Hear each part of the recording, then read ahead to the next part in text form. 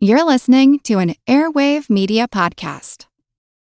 Grown-ups, if there's a child in your life who is interested in, curious about, or fascinated by people and places from history, then my podcast, The Past and the Curious, might just be a hit in your home. From the invention of microscopes to world-traveling dogs to fashions of the 1890s, gold rush ghost towns, and audiences going wild for walking competitions, we've got a little bit of it all. Hosted by children's author and museum educator Mick Sullivan, that's me, the show is fun, funny, engaging, honest, and beloved by kids and parents alike. Find The Past and the Curious at all the usual podcast places.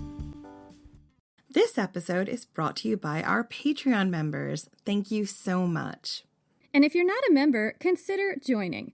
Members get extra episodes just for Patreon subscribers, and all our episodes ad-free. Membership starts at just $2 a month. Go to patreon.com/ancienthistoryfangirl for more info.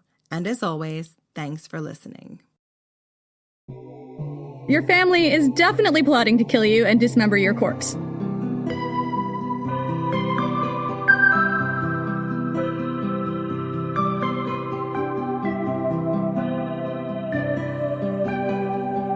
It's been 6 months since you've set foot in the cool marble hallways of home, the scented breezes blowing in from the azure sea. What blows here is a harsh wind, sand-choked and scouring, and there is grit in your hair and beneath your nails. But this, too, is home, your country. Your predecessors ignored this corner of your kingdom, but not you. You have friends here. You've spent a hot, windswept summer raising an army, traveling constantly among sun-soaked villages and the tents of local warlords. You speak to them in the language of their homelands. You use all the skills of persuasion you learned from the masters in Egyptian and Hebrew, Median and Parthian. You make your promises, wealth, renown, whatever they ask for, whatever it takes to convince a man to side with you against an army immeasurably stronger. Your brother, your enemy, waits with his army in the great sandstone fort outside Alexandria. You camp close by along a stretch of desert beach. You tromp through the tents of your mercenaries, rally them in 9 different languages. Your brother's army is 5 times as strong, and he holds the high ground. You've never led an army before, but even you can read the signs here. You are going to lose. When you get the summons from the Roman commander, it's night and it's too hot to sleep. The air is thick in your tent as you read his message, and you know you must act immediately. This could change everything. He's the strongest man in Rome now. If you can get him behind you, your little problem goes away. But if your brother reaches him first, it will be the end of you. You walk out of your tent, barefoot on the burning sand. Caesar is in Alexandria, in your palace, your very bedroom. You have to get to him first. But there's a hostile army between you and Caesar. There's also the marshland, great glistening mud flats that have been known to swallow whole armies. Your brother's navy patrols the seas. There is no way through.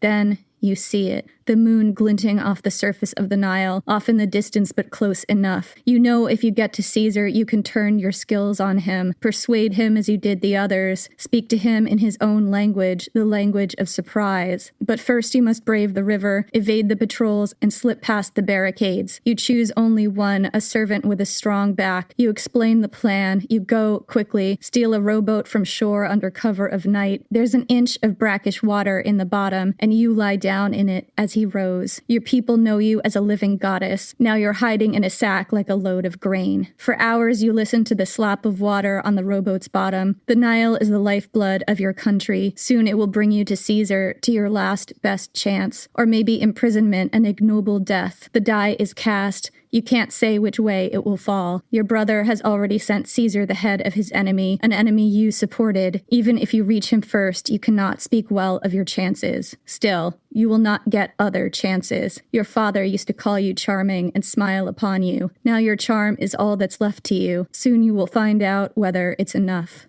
I'm Jenny Williamson. And I'm Jen McMenemy. And this is Ancient History Fangirl. In our last episode, Julius Caesar defeated Pompey at the Battle of Pharsalus, winning control over all of Rome. Pompey fled to Egypt, planning on taking refuge with his old friends, the Ptolemies, the ruling family of pharaohs in Egypt, so he could build up his strength to challenge Caesar again. But it hadn't worked out so well. The boy king, Ptolemy XIII, had Pompey beheaded on a beach in Egypt, and when Caesar showed up a few days later, Ptolemy sent him Pompey's severed head as an overture of friendship. The thing was, neither Pompey nor Caesar were prepared for what they walked into when they arrived in Egypt. Here's where Cleopatra comes into the story. Jenny, I have been waiting all season for this. All season! I know! I think we were talking about doing an episode on Cleopatra, maybe before this arc even started. We've actually been talking about doing an episode on Cleopatra, when we had the idea for this podcast. It just took us a while to, get into the research and get into the right place narratively to tell the story. This is 2 years in the making, guys. Is it 2 years? I think it's just a year. No, it's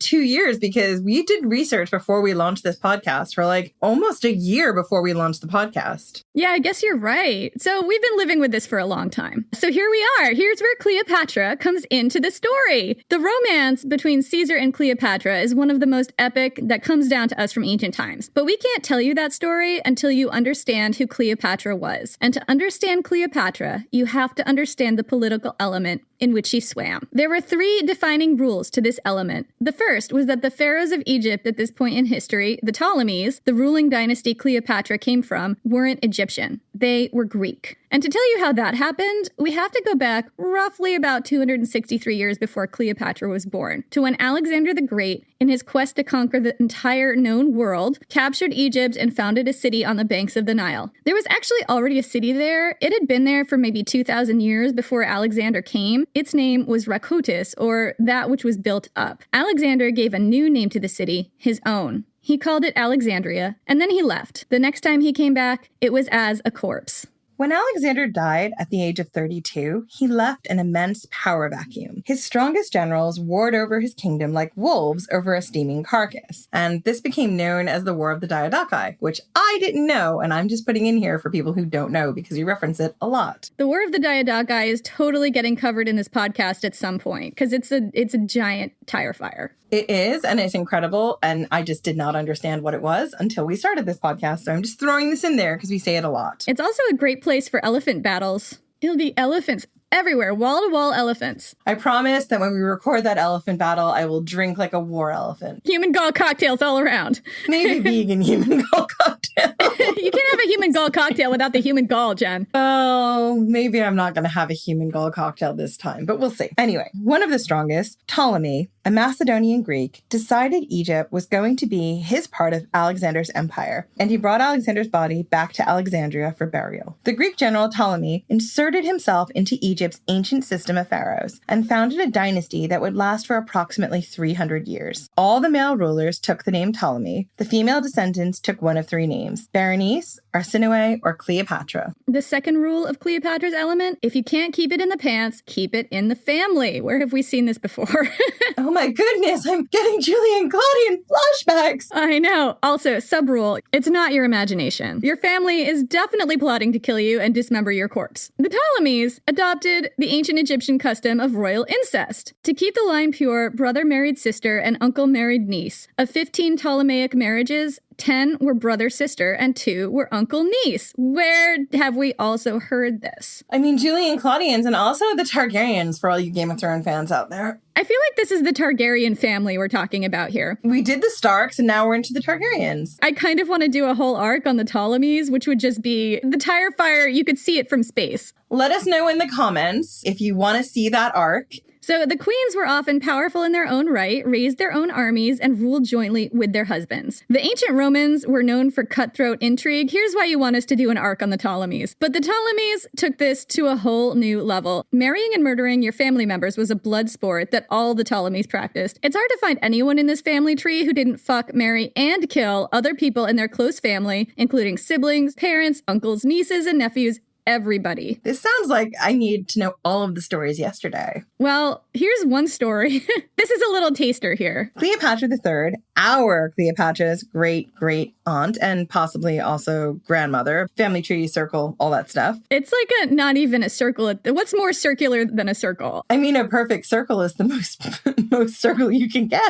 It's a perfect sphere. But that seems too orderly. I mean, we use the Oberos for the Julian Claudians, the snake eating its tails for affinity. I mean, it kind of is the same, isn't it? Yeah. Cleopatra III provides a textbook example. Here's a thumbnail version of her bio. She was sexually assaulted by her uncle, Ptolemy XIII, as a teenager, while he was married to her mom. He then married her while still married to her mom. Let's just unpack that for a minute. This poor lady, I don't know exactly how old she was, maybe 14, was now married to her mom's husband. They were sister wives. They were married to the same man. Yeah. Ptolemy XIII was 22 years older than she was. And this is not the grossest thing about that relationship. For 8 years, Cleopatra III shared a throne and a husband with her mother. One time, after an argument, Ptolemy XIII murdered and dismembered their 14-year-old son and sent Cleopatra III the severed limbs in a box on the night of her birthday.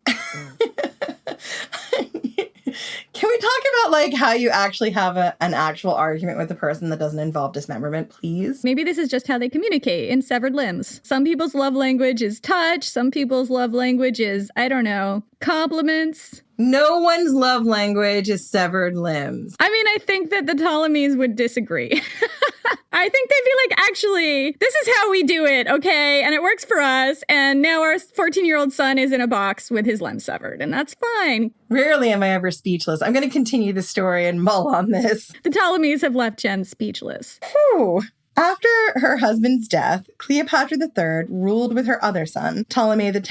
And the first time I read this, I was like, where's Ptolemy IX? And then I realized he's in the box. Right, he's in the box. Like, how did we go from the 8th to the 10th? And then it dawned on me and I was like, oh. We're laughing at this because we're assholes. And we're Claudius. She ruled with her son for 6 years before her son decided to have her murdered. And that happened in 101 BC, a year before Caesar was born. Her life and times were not unusual for a Ptolemy. So, Jenny, it feels like to me, and I lived with them for 9 months, the Ptolemies kind of make the Julian Claudians look functional. And I never thought that would be a word I would say in relating to the Julian Claudian dynasty. The Julian Claudians actually kind of had it together compared to these people. Yeah. I mean, just imagine the family reunions. Well, yeah. I mean, we know how awkward Saturnalia was in the Julian Claudian family, but I feel like every single holiday is equally as awkward as the Saturnalia where, like, Britannicus outsung Nero and then was poisoned. I mean, that's basically tame. That's just another Tuesday for the Ptolemies. Yeah. So the third rule of Cleopatra's element, Alexandria had an angry mob problem. There was an intense, fierce divide between the Egyptian public and the Greek ruling class. The Ptolemies were Greek to the core, and they weren't the only Greeks in Egypt at this point in history. Throughout the centuries, Ptolemies had brought Macedonian Greek army veterans to Egypt. Greek families settled in villages and colonies all up and down the Nile. They propagated Greek culture by Greeks and for Greeks throughout Egypt. These families educated their children according to Greek customs and settled their disputes in Greek courts according to Greek laws. They spoke only Greek. So you're sensing a theme here, and the theme is these people were Greek, okay? For about 300 years, the people of Egypt were ruled by a minority elite that didn't even speak their language. There was understandable resentment over this among the Egyptians, who were mostly the common people, and this resentment went all the way back to the founding of Alexandria itself. Remember the town that had been on the site of Alexandria, Rakotis? When Alexander the Great's architect and city planner came in to completely overhaul the town and make it over in Alexander's name, the original town of Rakotis became the Egyptian quarter, which was on the west side of the city. Some sources say the locals continued to call the entire city of Alexandria Rakotis and were understandably pissed about the entire situation. Probably because of the rampant inequality between Greeks and native Egyptians, the city of Alexandria was prone to eruption into violent riots. Anything could spark a riot. A strong wind could spark a riot. Crowds regularly stormed the palace, attacked pharaohs and their families, ripped them limb from limb, and drove them into exile for doing things they didn't like. The exiled ones were actually the lucky ones. At least, that's according to the ancient sources. You always have to be aware of prejudice when reading about different cultures in the ancient world as described by Greek and Roman writers. I mean, we say this all the time, but it's particularly important here. The prevailing stereotypes about the Egyptians were that they were treacherous, murderous, not to be trusted, also sensual and really into luxuries in a way that made Romans uncomfortable. Oh, and the angry mobs. And of course, there is a massive culture clash here. I know we keep saying it, but you do have to remember that so much of this is told to you through the Greek and Roman eyes and not the native Egyptian eyes, and it's just really worth reiterating that. But we do have to put this in about the angry mobs in Alexandria, because the angry mobs are actually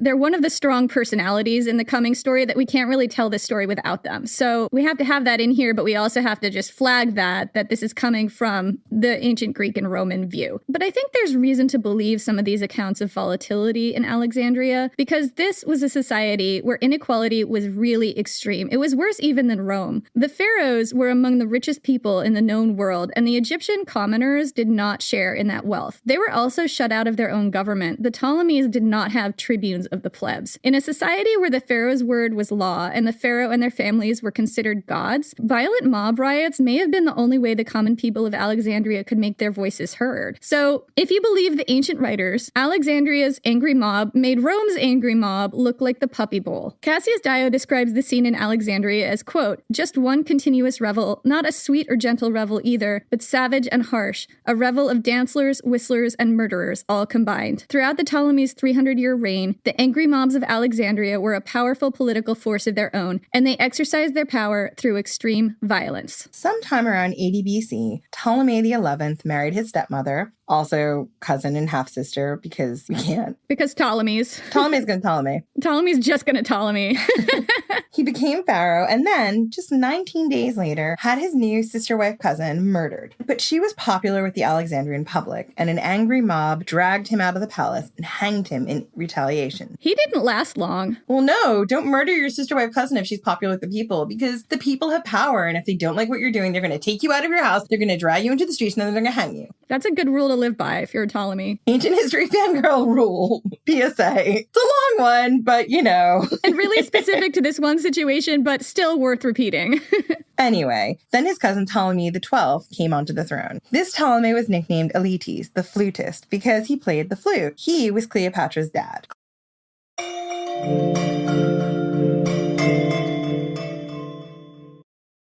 This episode is brought to you by Cologuard. Do you know what's really scary? Not screening for colon cancer when you turn 45. The Cologuard test is non-invasive, requires no special prep or time off work, and ships right to your door. In just 3 simple steps, Cologuard takes the scare out of colon cancer screening. If you're 45 or older and at average risk, ask your healthcare provider about the Cologuard test. Cologuard is available by prescription only. Learn more or request a prescription today at Cologuard.com/screen.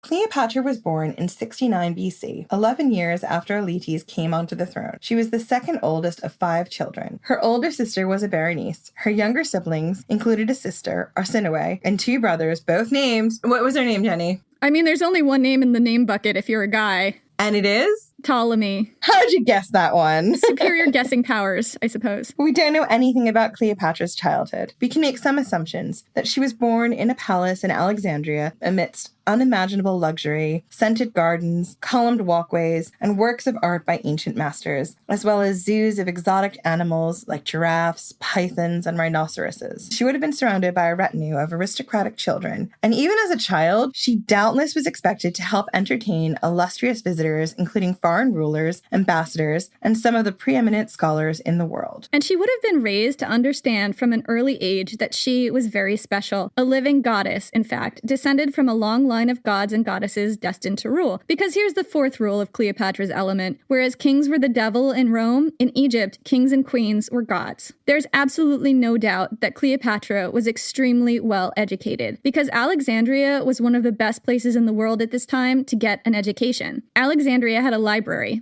No, it didn't have a library. It had the library. We're still talking about it like ages and ages and ages in the future. That's right. It was the library. It was founded sometime during the reign of Ptolemy I or II, which made it around 265 years old at most by Cleopatra's time. It was built in the royal quarter, the neighborhood where all the pharaohs had built their palaces, and it would have resembled more a college campus than a library as we think of it today. There was a dining room, reading rooms, meeting rooms, lecture halls, and gardens. Hundreds of scholars lived in the library. They got a lavish stipend, free food, and exemption from taxes. I mean, Jenny, can we go live there? I would really love to live at the Alexandrian Library. That'd be amazing. You're not going to tell me something awful happened to the Alexandrian Library, are you?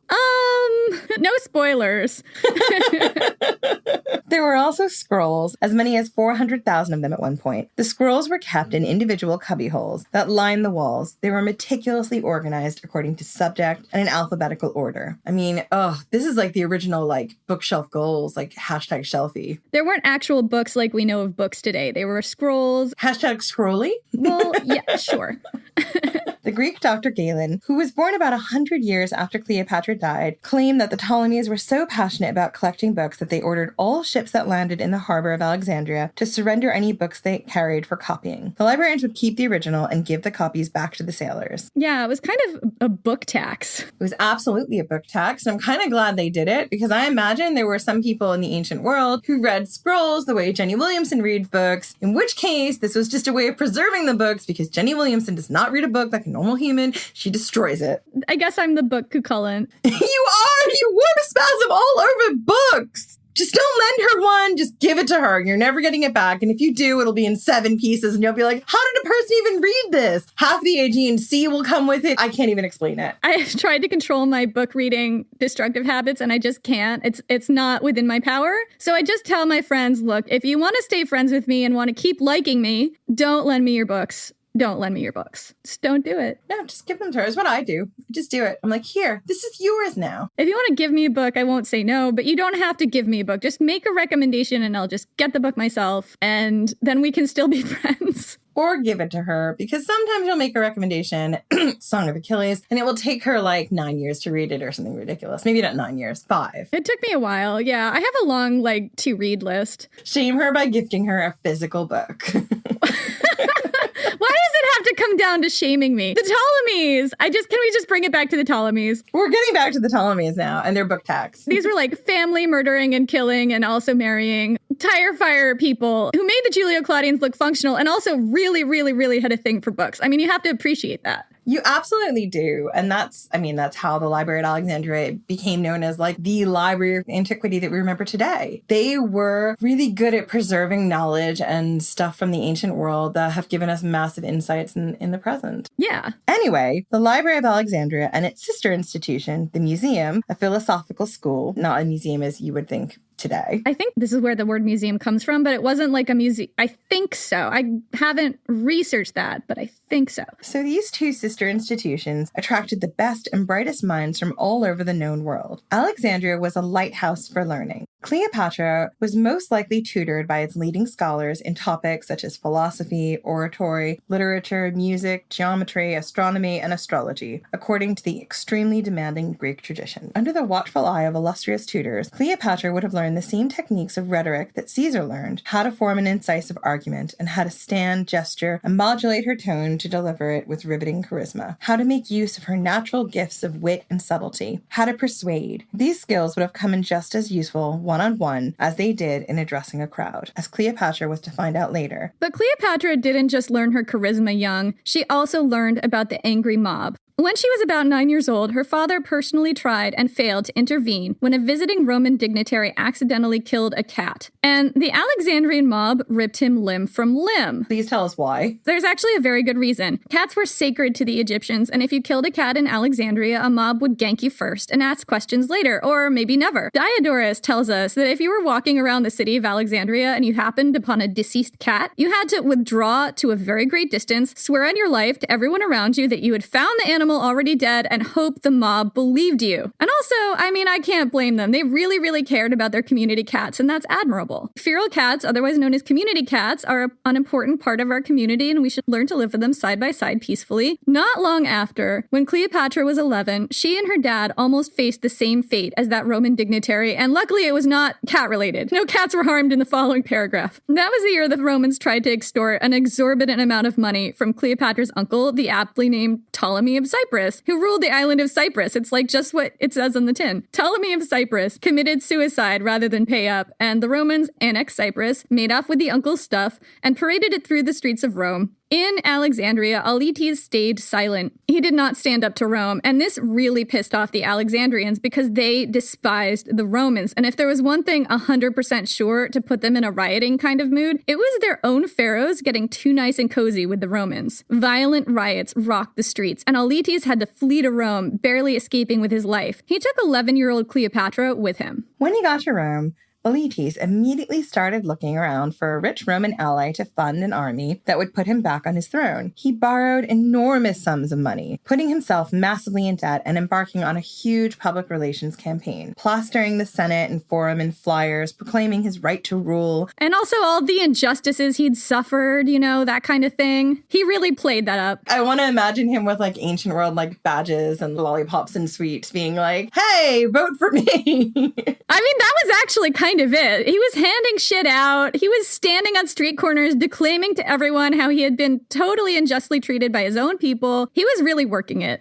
While he was doing that, he also crashed on our good friend Pompey's couch. Their bro friendship is really adorable. Yeah, and sometimes even kings and pharaohs have to couch surf. Look, Auletes was borrowing a lot of money, but he wasn't trying to put that towards just, his Airbnb costs. He wanted to stay with a friend while he was there and spend all his money on getting his stuff done. He had goals, okay? Pompey was an incredibly powerful friend, and Pompey also frequently had an army that he could raise at a minute's notice. Remember, he could just snap his fingers and one would appear. So it was a good friendship to cultivate, and it was something that staying in an Airbnb wouldn't give him. Although who knows, maybe if he'd stayed in an Airbnb, he would have gotten an army sooner, because we all know when we have that one friend who overstays their welcome and we're like, dude, you need to just go for a while. Yeah, I don't know if he ever got to that point with Pompey. I think Pompey was just very, very chill. Listen, I know you're down on your luck right now. If you need a place to stay, I have a couch. It's totally fine. Auletes became a kind of a fixture in Rome. Greedy senators vied with each other for the expensive gifts he doled out. Pompey worked tirelessly to build up support for him in the Senate. For a while, helping the deposed pharaoh regain his kingdom was kind of a shady get-rich-quick scheme in Rome. While her dad was wheeling and dealing, Cleopatra would have hung out at Pompey's house. Pompey had a daughter who was about Cleopatra's age, as well as 2 younger sons. Cleopatra was from Egypt, but she would have been educated in the same Greek tradition as them. They would all have read the same books and shared a lot of cultural references. Just as she'd been at ease amongst the visiting dignitaries and rulers who came to pay court in Alexandria, it's easy to imagine Cleopatra at ease amongst the great general and his family. And it's quite possible she and Pompey even struck up a friendship. Pompey was, after all, a devoted friend of the family. Kind of like Uncle Pompey.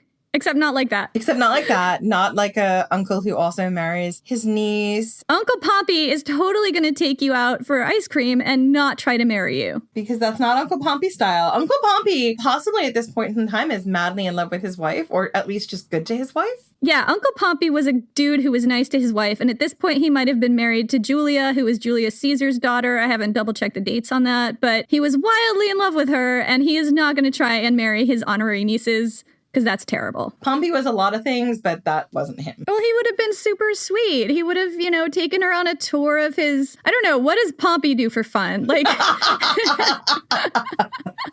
He's got an army. He would have shown the kids his army barracks. I don't know. Just quit while you're ahead. He just would have been a nice uncle, okay? He would have been a super sweet uncle who would not try to marry you. That's the point I'm trying to make. That's the most important thing, is he would not try and marry you. It's all fine. We got there in the end. Anyway, we're going to move on from this. Meanwhile, back in Alexandria, Cleopatra's older sister, Berenice, stepped into the power vacuum. She absolutely refused to marry, despite intense pressure from her advisors. And can I just say, yes, Berenice, you do you. You don't want to get married? Don't get married. It's okay. We got you. She was getting intense pressure from her advisors and even the Alexandrian public to get married because they didn't like being ruled by a woman alone. They wanted to see a woman have a husband and have that husband be kind of in the dominant role, even though a lot of the time in practice that wasn't what happened. Berenice was just not having this. She even had a suitor strangled in the palace, which I just think is great. I mean, that's just everything about her is just yes, yes. We approve of suitor strangling over here at Ancient History Fangirl. We don't know the whole story, but I have to think if it got to that level, she was like, okay, enough. I'm not marrying you. You know what? If you do not walk away, it's going to result in strangling. Don't test Trust me. This guy, whoever he was, tested Berenice and didn't go so well for him. Berenice also sent a group of protesters to Rome while her dad was up there to plead their case that Aletes not be reinstated. But Aletes had most of these people poisoned before they even reached Rome. Oh, is it even the ancient world if there isn't a poisoning in our story? I know, and also it's the Ptolemies, so expect this kind of thing. Finally, after 3 years, Aletes wound up bribing a Roman general named Gabinius to reinstate him. Gabinius was actually a protege of Pompey's, so he got this through his Pompey connection.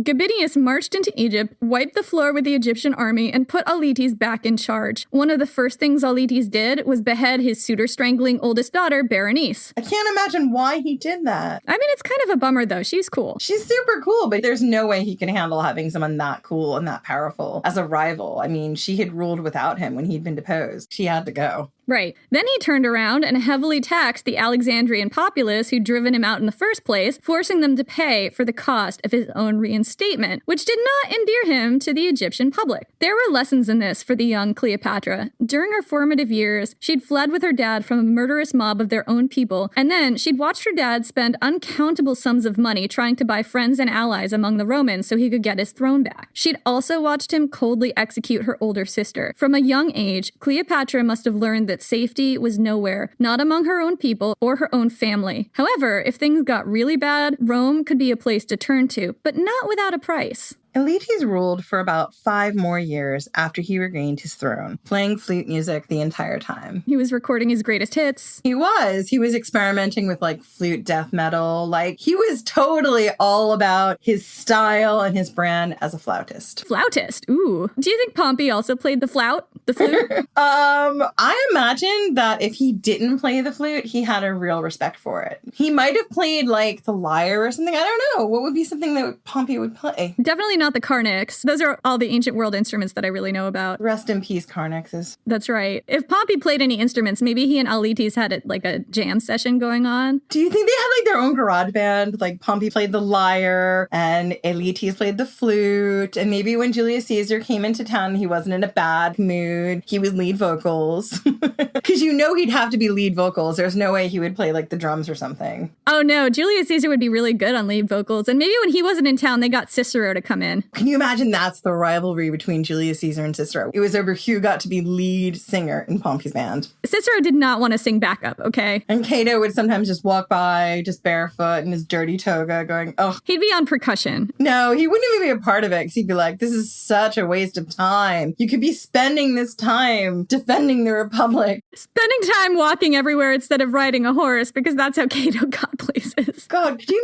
imagine how dirty his feet must have been? No shoes, no shirt, no service, Cato. Anyway, Aletes died in 51 BC of illness. In his will, he left his kingdom to Cleopatra and her brother, Ptolemy XIII. He made the Roman Senate executors of his will, and Pompey made sure his affairs got settled and that Cleopatra and her brother ascended to the throne with minimal drama. Because Uncle Pompey, he's there for the family. Absolutely. Cleopatra was 18 when she took the throne. Her brother was only 11. I'm 11! He's 11!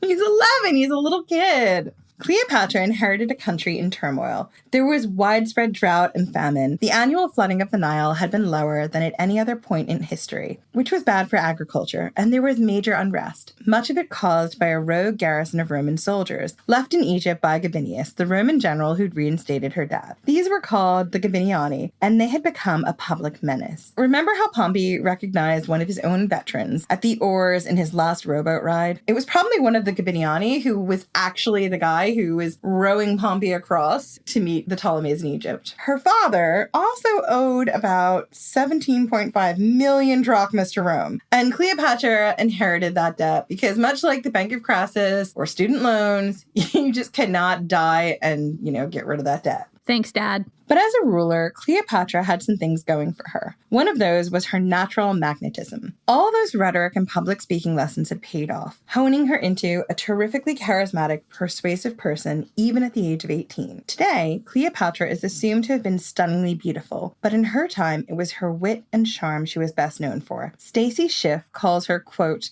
a commanding woman, versed in politics, diplomacy, and governance, fluent in 9 languages, silver-tongued, and charismatic. Hold up. Plutarch has a thing to say. He's emerging from his fever dream to tell us something. Quote, "For her beauty was in itself not altogether incomparable, nor such as to strike those who saw her, but to converse with her had an irresistible charm, and her presence, combined with the persuasiveness of her discourse, had something stimulating about it. There was sweetness also in the tones of her voice, and her tongue, like an instrument of many strings, she could readily turn to whatever language she pleased." Which brings us to the other secret weapon Cleopatra had, her linguistic skills. Somewhere along the way, while learning rhetoric and philosophy and literature and astronomy and all the other things an educated upper-class Greco-Roman was supposed to know, Cleopatra picked up 9 languages. She spoke Latin and Greek fluently. Plutarch also lists Ethiopian, Hebrew, Arabian, Syrian, Mede, Parthian, and troglodyte. And I just want to go on a little bit of a detour about that word, troglodyte. It was a word that in this time period was used to mean cave dweller. In ancient times, it was kind of a racist word. In modern times, it's still a racist word. Right. I mean,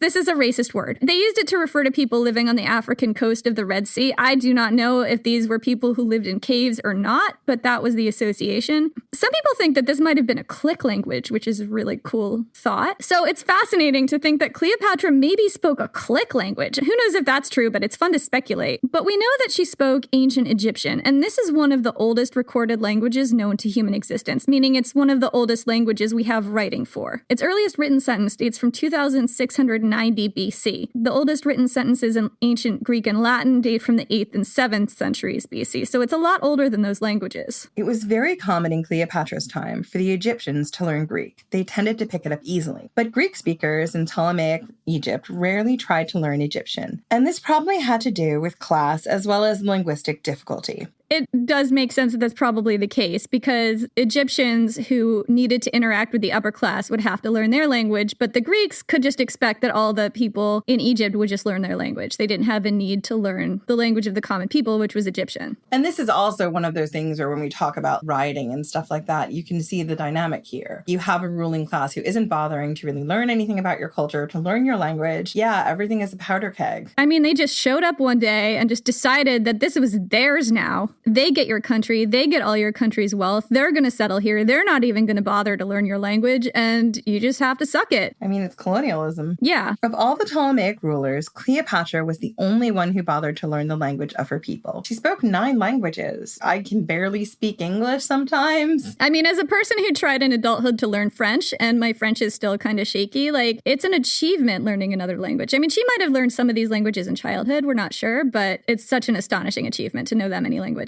Yeah, and also to be a woman who's that educated in the ancient world. I mean, women were educated, but I don't think any of them that I can recall knew 9 languages. I mean, there probably were other women who did, but this is the most famous one. So Cleopatra was incredibly charismatic, multilingual, very sophisticated, and only 18 when her father died and she rose to the throne, along with her 11-year-old brother, who was 11! I'm 11! I don't think he was quite as accomplished, but maybe that's a spoiler. And from the first, Cleopatra was caught between a rock and a hard place. Her country was still independent from Rome, but only by the skin of its teeth. The Roman Senate regularly intervened in Egyptian affairs. I mean, it had to intervene or Cleopatra wouldn't have been on that throne.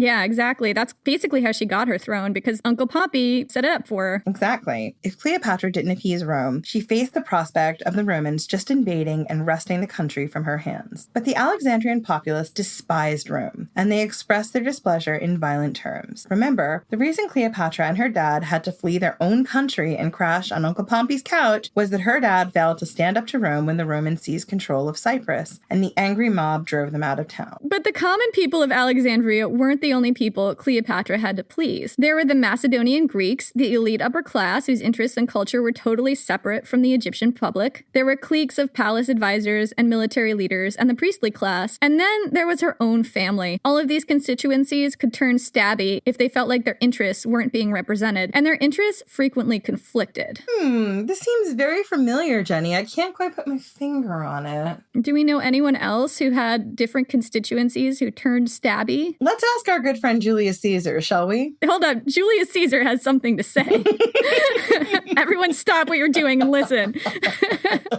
Julius Caesar would like it to be known that Julius Caesar is very well versed with stabby, angry mobs, and Julius Caesar recommends befriending the mob before the mob unfriends you. Thank you, Julius Caesar. That was actually really smart. Oh boy. I'm sensing a theme here, and the theme is me agreeing with shit that Julius Caesar says in the third person. Well, Julius Caesar is very wise, and he uses his third person to make sure that everyone knows that Julius Caesar sometimes is capable of wise diplomacy and mercy. Oh my God. Stop. I feel like a bad person. That is what he did, though. He put everything into the third person so that you would agree with the things he was saying, because he presented it so rationally and logically that you're like, I guess I see that.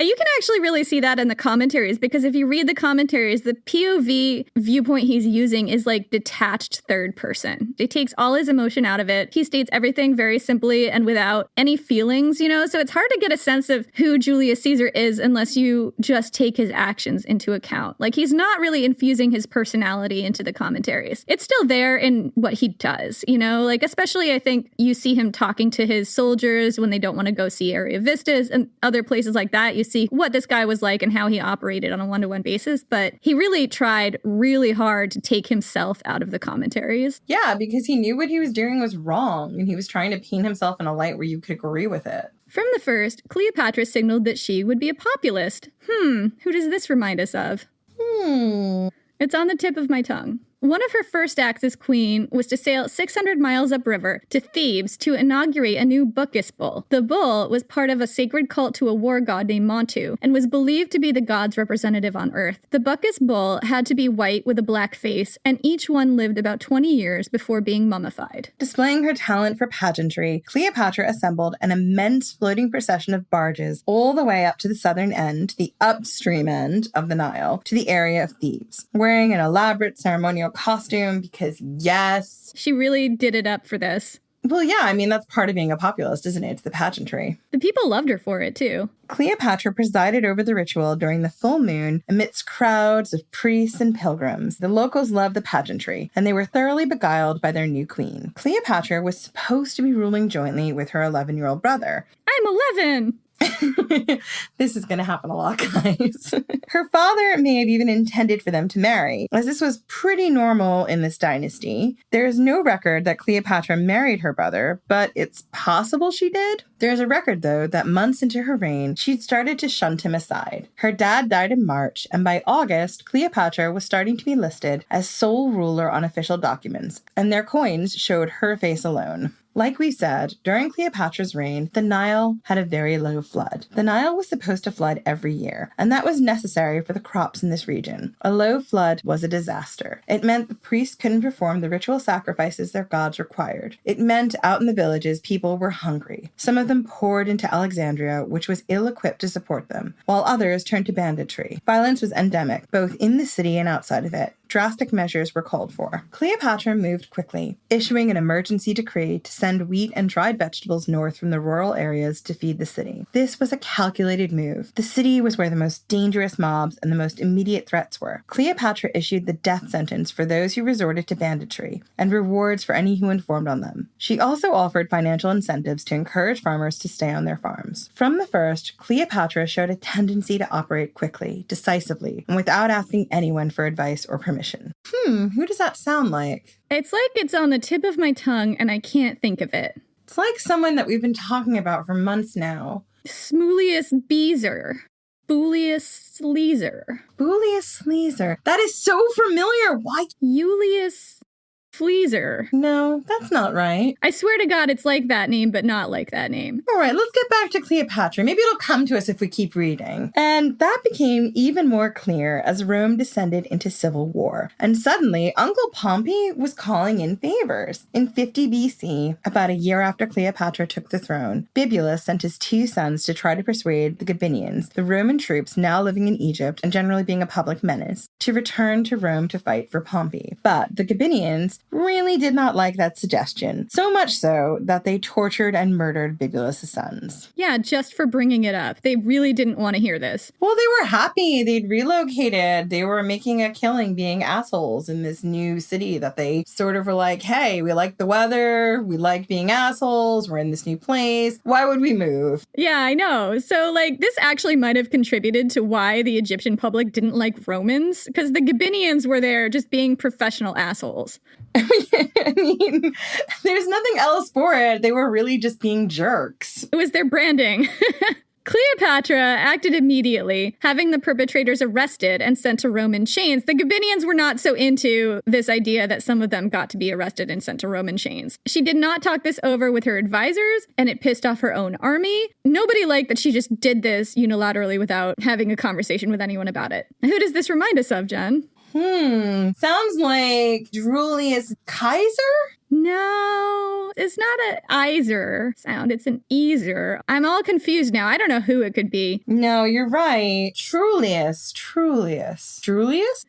Caesar. Yeah, that's pretty close. I'm going to keep going with this paragraph, and if you think of it, let me know. A year after that, in 49 BC, when Uncle Pompey sent his own son from Dyrrachium to ask her personally for help, because at this point he was fighting Julius Caesar, Cleopatra sent soldiers, a fleet of warships, and most importantly, grain to Uncle Pompey, because Uncle Pompey had needs right then, and he'd helped the family out. He'd let them crash on his couch. He took her for ice cream. He did not try to marry her. Again, she did this without checking in with her advisors. Cleopatra was walking a line here. Uncle Pompey was a close friend of the family, and there may have been some affection between them, and we've talked about why, but also Cleopatra was cultivating her powerful friends in Rome, a lesson she learned from her dad, and a smart move if she didn't want to make Roman enemies, because the Romans are a pain in the ass if they decide that you're their enemy. But the Egyptian public did not like what it was seeing. Why was Cleopatra sending grain to Rome when there was a famine on in Egypt? And the clique of powerful generals and advisors in the palace did not like how she wasn't asking their opinion on the geopolitical situation in Rome before getting involved in their civil war. That clique of generals and advisors, by the way, they had some very specific likes and dislikes. Things they liked included long walks on the beach, pina coladas, cats,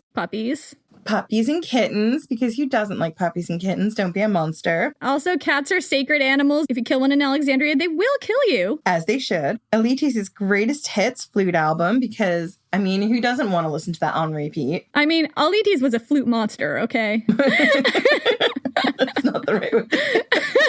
But they especially liked being the power behind the throne. I think that's what they like the most out of all the things on this list. I don't know. On that list, I kind of like Elites' greatest hits flute album. Come on. Flute Monster. How do you not like that? Oh my God, it was called Flute Monster. It was death flute metal. Oh my God. Yes, please. Show me the way to this death flute metal. I'm going to go on YouTube and see if I find any. And if I do, I'll put it in the show notes. Somebody's got to have like a flute metal band out there. I have this feeling people are just going to tweet us all these links to death flute metal. And there's going to be a part of me that's like, no. And another part that's like, I am intrigued. Yeah, I'm super intrigued. So these advisors liked a nice, malleable pharaoh who would depend on their wise advice and lean on their skills as translators to communicate with their public. I mean, sounds like the perfect job for an 11-year-old boy. I'm 11!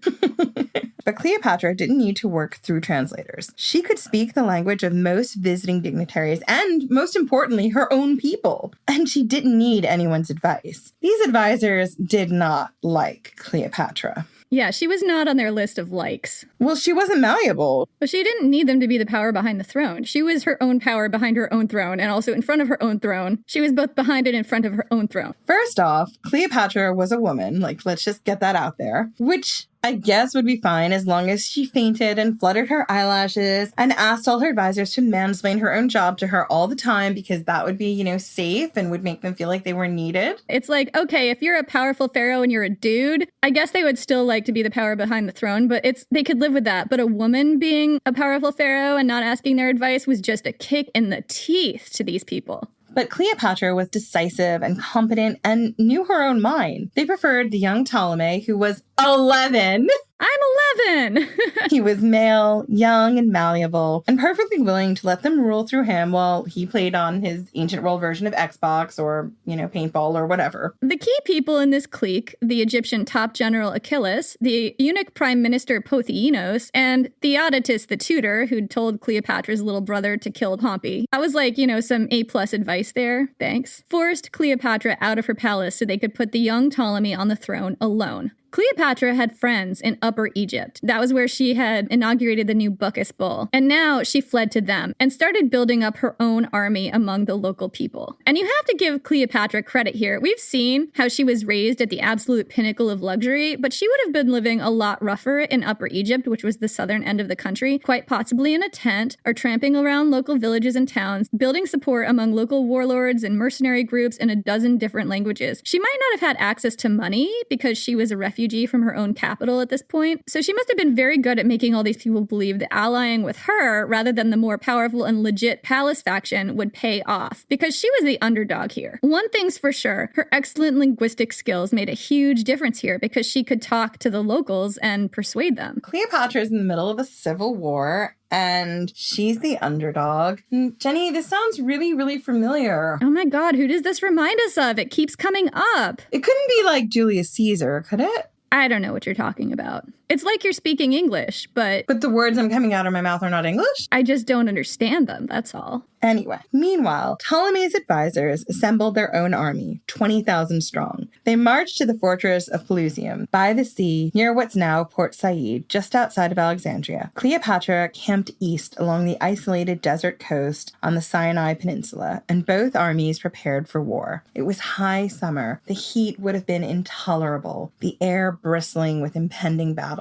This was what Pompey walked into when he landed on their shores. If you listened to the previous episode, you know what happened to Uncle Pompey. Fleeing his defeat at the hands of Caesar's army, he was casting about for a friendly port in the storm. He was looking for a couch to crash on. He was. He was in the same position that Aletes had been in all those years ago. He needed a couch, he needed a couple of cold beers to get over this defeat and regroup, and he needed to get his life back together. It might take him 3 years. And, in the meantime, if they got the band back together, minus, that whole Julius Caesar, they'd be fine. Julius Caesar does not get to sing lead vocals in the flout band anymore. Uncle Pompey had been a staunch supporter of the Ptolemies in Rome, defended their interest in the Senate, given Aletes a place to crash when he needed one, and saw his will was carried out after his death. Cleopatra and her brother both owed their thrones to Uncle Pompey. But now, Ptolemy XIII, on the advice of his tutor, had Uncle Pompey's head chopped off before he even made it to the beach. And 3 days later, Caesar arrived in Alexandria.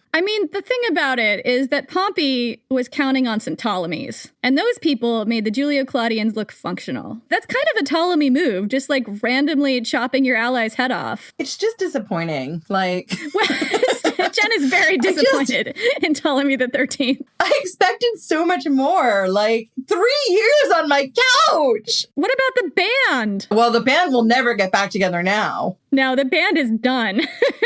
If you can just get your hand on some of those death metal flute albums, you're lucky. To be fair, this was always a big gamble for Uncle Pompey to take because Aletes was dead. He'd been thrown out of his country once, and Pompey was now going back there, assuming it would be safe, but that had always been a volatile area. Yes, he thought that Cleopatra would welcome him because she probably would have if she'd been in charge, but she wasn't. So it shows how far out of the loop of intrigue and knowledge and politics he was to even go there. Everyone else was also kind of shady, or at least he thought they were. So he's like, and if you're the deposed one, and someone as powerful as Julius Caesar is building up his strength in Rome, it's a political and military risk to support the losing side in that. It's just saying yes to a giant war. So Caesar was a powerful potential ally, one both siblings needed. If Caesar picked sides, that could decide the war, and both siblings knew it. Ptolemy XIII had just sent Caesar a very strong overture of friendship by sending him the severed head of his greatest enemy. And Cleopatra, she'd picked the wrong side in the Roman Civil War. She'd sent soldiers, grain, and ships to Uncle Pompey. If she didn't get to Caesar quickly and plead her case, he was going to side with her brother, and actually, chances were high he'd probably side with her brother anyway. Cleopatra had no way of knowing that Caesar had wept when he saw what her brother had done to Pompey.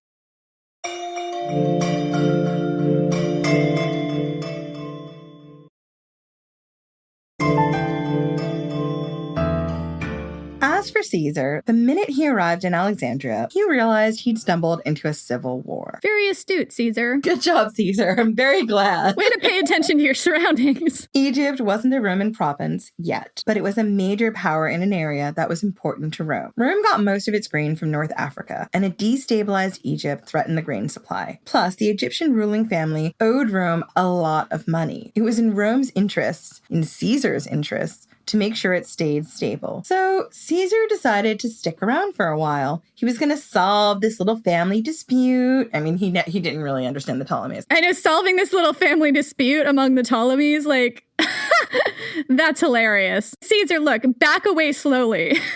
Do not get involved. You think that you know what this is because of the Julio-Claudians. You don't. I mean, the thing about Caesar is he's the original Julian Claudian. And he's like, oh, just wait. I'm going to enjoy my time here and then I'm going to curse my legacy. Do you know what he's going to do? He's just going to absorb this dysfunction and give it to all of his adopted relatives and family members through the generations. That's basically exactly what happened. Julius Caesar strolled into Egypt, absorbed the dysfunction, and then disseminated it to all his descendants. I mean, not to give a spoiler of the, 4-part arc we already did. That was very astute, Jen. Thank you for that. It was like, wait, guys, I totally want to have this as part of my family legacy. Was that you channeling Julius Caesar? I just channel him. I can't help it. She also does this with Cuchulainn. It's pretty impressive. Don't mention him. He always wants to warp spasm. I mean, Cuchulainn and I have had some very philosophical conversations. You're just testing me now. I'm not letting him come back into the story today. Love you, Cuchulainn, but you're taking a reject. It's a whole different type of dysfunction. So Julius Caesar was just going to absorb all the dysfunction, store it up for later on, and he was going to get his hands on all that money, all those sweet, sweet talents that elites owed. And then he was going to peace out like a hero and be like, look, Rome, I bring you grain, I bring you talents, I bring you beautiful things. I am Julius Caesar. It was drachmas. Okay, it was definitely drachmas, but I don't care because I really like the idea of it being talents because what a funny word. Talents are like a giant person-sized jar of money. So if you're watching any kind of like ancient Rome drama of any kind and somebody hands someone else like a bunch of coins and a handful of coins and they're like, here's a half a talent. That's not a half a talent. Oh, what show are you talking about, Jenny? You know what I'm talking about. I'm just like, that's not, you need like a whole jar. I'm talking about Rome and HBO, which is excellent. Usually when I watch like Rome period dramas these days, I wind up screaming at the screen. It's a byproduct of the podcast. And to be honest, if you've never seen it, Rome pretty much starts... It starts right at the crossing of the Rubicon. Crossing of the Rubicon. So like 2 episodes back from us, that's where Rome starts. Anyway, Caesar didn't realize that the whole city of Alexandria was a barrel full of Greek fire waiting for a spark. Caesar strolled into Alexandria with all the symbols of Roman power on full displays, those massive eagles. Caw, caw. He was surrounded by his lictors or his official bodyguards and officers from his army. They were all sort of carrying those eagles, being like, these are my eagles. They have their horsehair plumes. Right. This is very, very much Roman pageantry and not Egyptian pageantry. So much pageantry because Julius Caesar liked pageantry. I mean, I feel like this doesn't even need to be said, but I'll say it anyway in case you didn't get it from the tone of my voice. This was the exact wrong thing to do. Yes, this is a total misstep. Total faux pas in ancient Alexandria, showing up with all the trappings of Roman power and parading those around in the street. In the middle of a civil war. Yes. When you're Roman and all of ancient Alexandrian is like, we do not like Rome and we do not want to be like part of Rome. Please no, goodbye. So Caesar was greeted by angry, violent mob riots. Surprising nobody. Exactly. And this time, surprising Caesar, they weren't on his side. I mean, I guess surprising nobody but Caesar. That's what I should have said. Exactly. Caesar was like, I know mobs. I'm frequently the person who is the rabble-rouser who brings the mob together. What is this nonsense? I know Julius Caesar is the mob whisperer. He's got this. Or does he? He does not have this.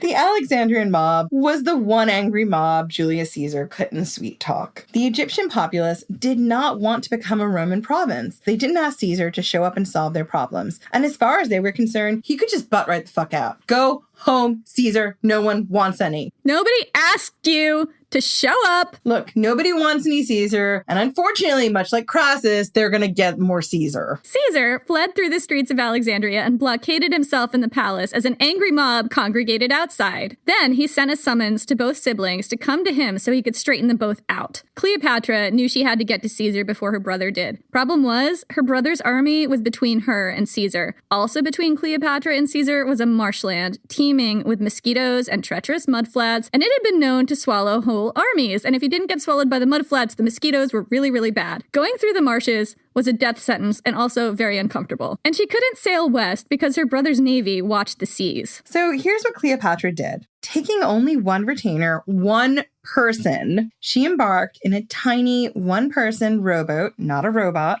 A one-person robot. I mean, it is something I would say. I love that part in the previous episode where, like, Pompey showed up in a robot. Jenny edited this out. Poor Pompey lost, and he escaped in a rowboat.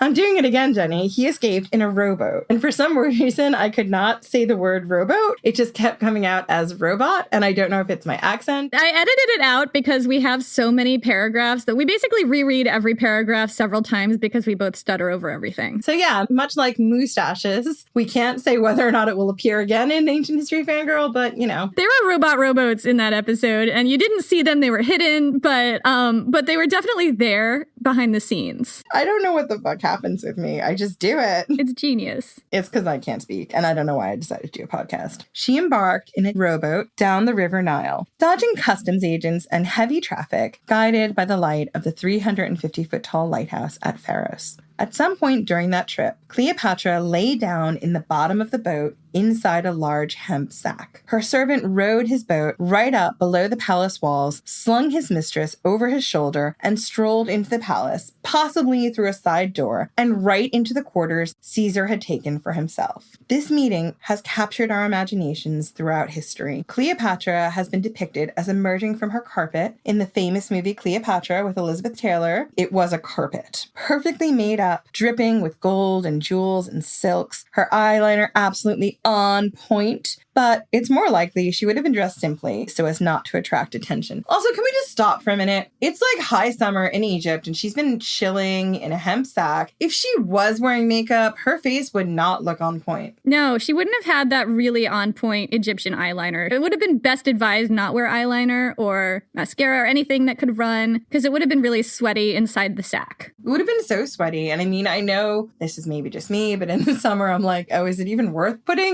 any eye makeup or mascara on? How soon before it falls off my face because I'm so hot and sweaty? I mean, it would have been like Crassus in the blanket fort levels of sweaty. It would have been really bad. I bet Crassus wasn't wearing eyeliner in there either, so with good reason. Let's be honest. Crassus never wore eyeliner, but if he did, he would have been fierce. Oh, he totally would have been fierce. It would have been winged out eyeliner. That would have been one thing that Caesar and Pompey couldn't have competed with Crassus on. I feel like pouring one out now for his eyeliner team that never was. I'm pouring one out right now.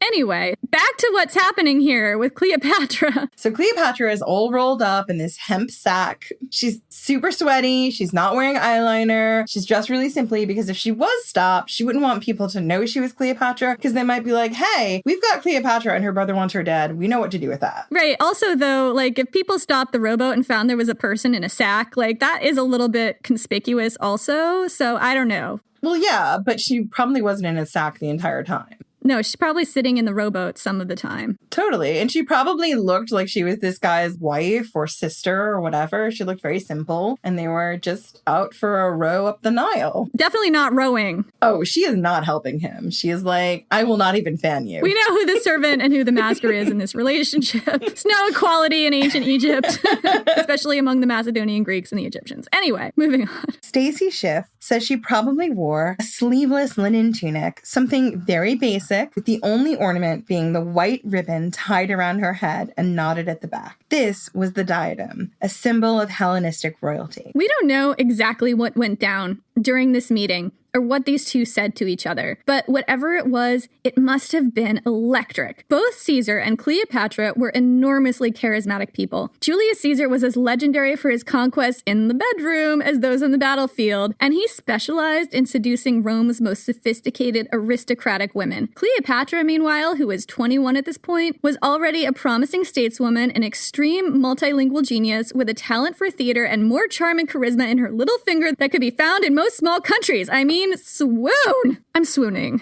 Are you swooning? I am. I am swooning right now. This is so romantic. I think what I love the most about this is how much these two people have in common, which we've been saying this whole time. This is Cleopatra's character establishing moment, where she seizes initiative, acting fast, sneaking through enemy lines to pull off something totally audacious and get the jump on her enemies. Who does this remind us of, Jen?